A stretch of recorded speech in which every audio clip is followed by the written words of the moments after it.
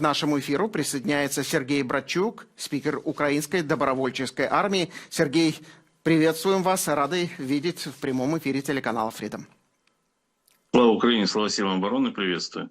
Героям слава. Сергей, ну ведь действительно это исторический момент, потому что это произошло впервые в жизни. Да, безусловно, нужно отметить, что и сам морской дрон был существенно модернизирован. Ну, даже в самых простых впечатлениях он больше по своим размерам, но он оснащен и ракетами, и с него могут взлетать дроны и, собственно говоря, наносить удары по целям, законным целям, по которым мы можем бить, да, по вражеским в данной ситуации самолетам.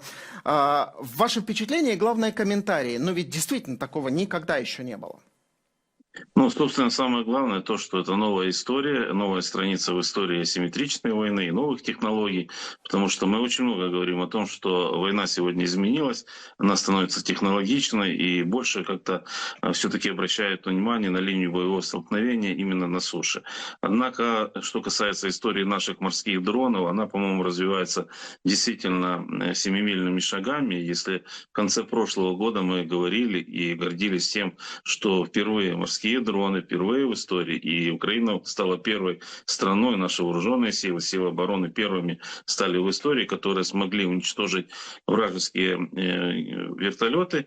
Но, казалось бы, в ближайшее время, наверное, на этом пока, если не финиш, то какой-то этап очередной будет довольно-таки не скоро. Однако мы видим, что сегодня речь идет о многофункциональных самолетах, истребителях Российской Федерации.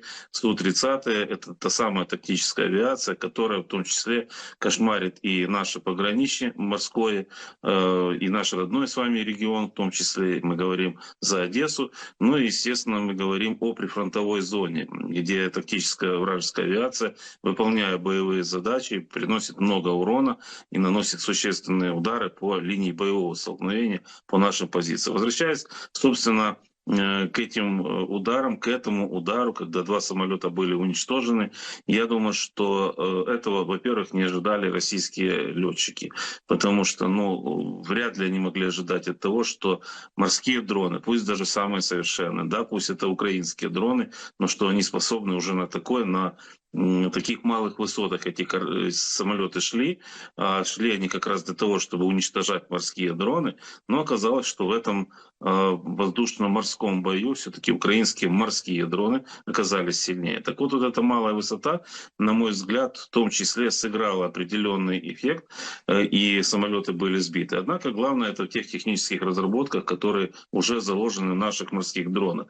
И в любом случае мы понимаем, что испытания проходили, во-первых, в боевой обстановке, но это, наверное, уже даже не испытание, это уже закономерный результат разработки этих морских дронов Магура, которые выполняют боевую задачу. Даже, наверное, довольно-таки, как говорят, страшно предположить, а что же будет следующее. Поживем, увидим. Возвращаясь, собственно, к той тактике, которая была использована, к тем боеприпасам, которые были использованы.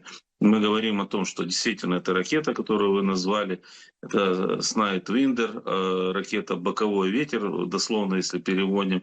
Но название этой ракеты, оно еще и созвучно с прообразом, когда создавали эту ракету «Воздух-воздух». А напомню, она была принята на вооружение, только не удивляйтесь, в прошлом веке, понятно, в 1956 году. Да, прошла модернизацию, соответственно, видите, еще и пригодилась и на каком уровне в российско-украинской войне. Так вот, инфракрасные составляющие, которые позволяют в том числе обнаруживать воздушные цели российские на сегодня, да, это прообраз гремучей змеи, которая в том числе носит такое же вот название, потому что она боком двигается, как и все ползающие. Так вот, собственно, если мы говорим о технических характеристиках, то наши морские дроны однозначно, это была атака массированная, то есть мы сегодня себе можем позволить, что комбинированные атаки проводятся несколькими дронами. Несколько, я, наверное, даже все-таки преуменьшаю количество этих дронов, наверное, вполне вероятно несколько десятков. И все функции, все роли у них точно распределены. Кто-то отвлекающий маневр осуществляет, кто-то в том числе как платформа для FPV-дронов, вполне вероятно для нанесения ударов по целям на суше. Ну и, соответственно, уже и управление самим боем среди этих морских дронов точно чувствуется такой себе мозговой центр. Вот, собственно, вот эти составляющие, это так, чтобы не даваться уже более тонкие технические характеристики, и позволили уничтожить два, я напомню, сначала была информация об одном самолете, но два Су-30. И значение этого боя: да, это успех, да, это новая страница, да, это браво нашим инженерам, браво тем, кто стоял за управлением этими дронами. Ну и самое главное, что мы увидели, и я с этого начинал, в принципе, разговор, что когда вот эти вражеские самолеты, истребители, тактической авиации, они очень активно работают по линии боевого соприкосновения, активно работают по прифронтовому пограничью, по прифронтовым зонам, нанося удары. То, соответственно, вот эти роботизированные системы, это уже будут, наверное, не морские дроны, однозначно, которые будут использоваться на суше, оно и понятно. Но сам функционал, сам, скажем так, функциональный набор тех боевых качеств, которые будут у этих дронов, позволит сегодня с суши уничтожать эту авиацию. И я думаю, что это новая эра и новый этап, по крайней мере, в российско-украинской войне точно. А учитывая новые технологии, развитие новых технологий, я думаю, что это просто новая страница чего-то более серьезного и более технологичного. И, наверное, символично, что мы об этом говорим, когда отмечается, по-моему, День звездных войн. Но если верить официальному сайту Белого дома. Я бы еще добавил, пожалуй, к тому, что вы говорили о самой ракете, да, что она 55-го года, ведь на счету этой ракеты больше всего сбитых самолетов. Более 270. По всему миру, и вот к этому количеству добавилось еще два, но уже в войне, которую развязала Российская Федерация против Украины. Что хочу добавить. Президент Владимир Зеленский накануне вечером тоже подтвердил, что украинские военные уничтожили второй российский самолет за сутки на территории временно оккупированного Крыма. Давайте послушаем, что сказал президент.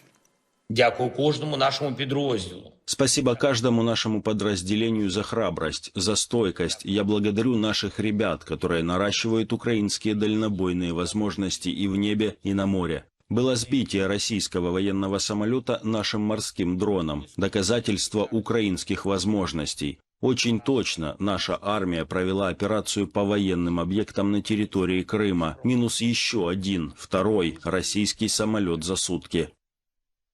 Ну вот некоторое время назад главнокомандующий Вооруженных сил Украины Сырский отметил, что нынешняя высокотехнологичная война требует постоянного движения вперед, еще более высокой эффективности и масштабирования усилий на направлении дронов. Имея в виду, безусловно, я уверен, не только воздушные дроны, но и морские, в том числе, кстати, о воздушных дронах. Если говорить о результатах их применения за прошедший апрель месяц, то по данным командования в течение месяца украинскими дронами было поражено и уничтожено более 83 тысяч целей. Это на 8% больше, чем в марте. А эффективность поражения выросла на 5%. Ну и здесь, пожалуй, действительно хотелось бы упомянуть и завод «Стрела» в Суземке Брянской области, и применение дронов на оптоволокне, и не только лишь, а эти гонки за Уралом. Я имею в виду вот то, что вы публиковали сегодня, Сергей, в своем телеграм-канале. Вот это все говорит о том, что наши защитники очень умело и очень точно применяют современное высокотехнологичное вооружение. Возможно же, его же будут применять и в том же Крыму, о чем, собственно говоря, говорит президент. К чему нам следует быть готовым? К каким новостям, возможно, в ближайшее время? Как полагаете? Я хотел бы провести параллели, ведь я понимаю, что нас смотрят не только украинцы, но и за поребриком в том числе. И в вашей студии мы в том числе с начала полномасштабного вторжения говорили всегда о том, что если из Крыма, в частности, прилетает баллистика в Одессу или там шахеды потом, когда они появились на театре военных действий, то для россиян всегда, для российских оккупантов в Крыму, в частности, наступает ответочка. И вот мы помним эту атаку очередную на Одессу шахедами в ночь на 1 мая. 2 мая россияне получают вот такую прекрасную для нас, для них не очень, новость о сбитии 2 самолетов. И ведь не самолетами едиными. Накануне, уже 1 мая, были опубликованы данные с видеоподтверждением от наших тоже представителей Главного управления разведки Министерства обороны Украины, от группы Примара, о том, что уничтожены РЛС, уничтожены пусковые установки или повреждены как минимум С-300, ну там полный перечень и полный набор, в том числе то, что было уничтожено и повреждено с помощью наших дронов. Это вот такая связь, она, знаете, исторически сложилась с 22 года. Кто не верит, может проверить и потом еще будете цитировать. Ну и, собственно, если мы говорим о Крыме. Кто-то посчитал, что если нет каждый день событий, нет бавовны в Крыму, по крайней мере, они не сообщаются, то Крым исчез порядка с повестки дня. Не исчез. Вы видите, что сегодня те операции военные, которые проводятся на территории Крыма, вокруг нашего временно оккупированного полуострова, они проходят в несколько этапов. И понятно, что о каждом этапе сообщать не то, что нет смысла, а просто небезопасно, потому что информационная тишина — это безопасность, собственно, операции, потом мы видим соответствующие результаты. Поэтому в Крыму все идет своим чередом, и мы говорим о том, что процесс демилитаризации Крыма сегодня он продолжается. Ну, вот посмотрите, какие яркие страницы у этого процесса. Собственно, если мы говорим, вы упоминали сегодня там и Брянскую область, Судземку, мы говорим о том, что это второе поражение за крайние полгода. Ну и, собственно, таких историй сегодня очень много. И возвращаясь к Крыму, ни одной локации это едино, не только морскими объектами, не только там аэродромами. Сегодня едина вот эта наша новая история взаимоотношений с оккупантами в Крыму. Сегодня им должно быть тревожно каждый день. Мы видим, что эти операции продолжаются. В ближайшее время, надеюсь, что новые истории мы в том числе услышим. Локации перечислять не буду. Не потому, что боюсь ошибиться, а потому что знаю, что по каждой из них наши силы обороны работают. А вот какие из них будут первыми? Пусть оккупанты теперь бегают после нашего эфира и себе мыслят. Заодно мы понаблюдаем за этими движениями. Как говорят, люблю, когда суетятся. Но, собственно, если говорить о Крыме, мы же не забываем о Черноморской флотилии Российской Федерации. Что-то остается в Крыму, но очень много сегодня, по крайней мере, ракетоносителей находится в Новороссийске.